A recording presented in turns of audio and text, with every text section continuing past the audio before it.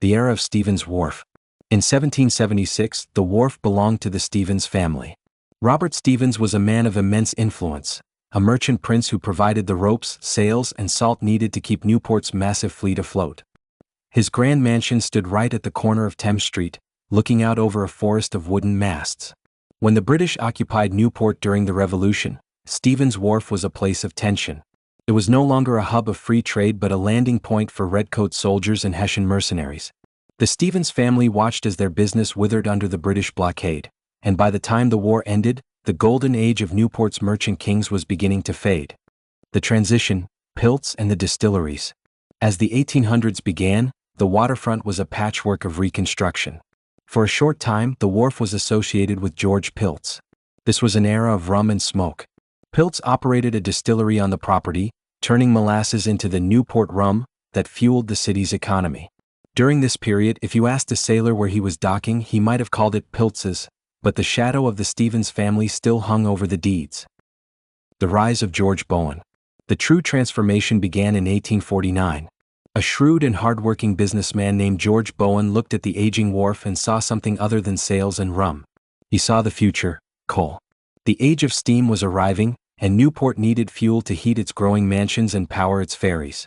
Piece by piece, between 1849 and 1863, George Bowen bought the property from the heirs of the Stevens family. He cleared away the remnants of the old colonial warehouses and established the George Bowen Coal Company. Huge coal pockets were built, and the sound of clanking machinery replaced the rhythmic chanting of sailors. The wharf became a place of soot and black diamonds, essential to the city's survival through the harsh New England winters. A legacy set in stone.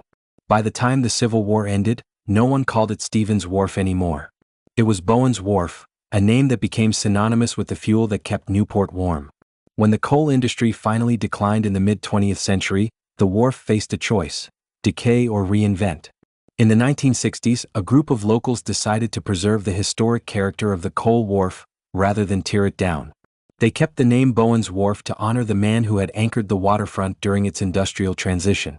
Today, when you see the 1863 date on the signs at the wharf, you're looking at the year George Bowen finally completed his acquisition, forever etching his name into the history of Newport's harbor.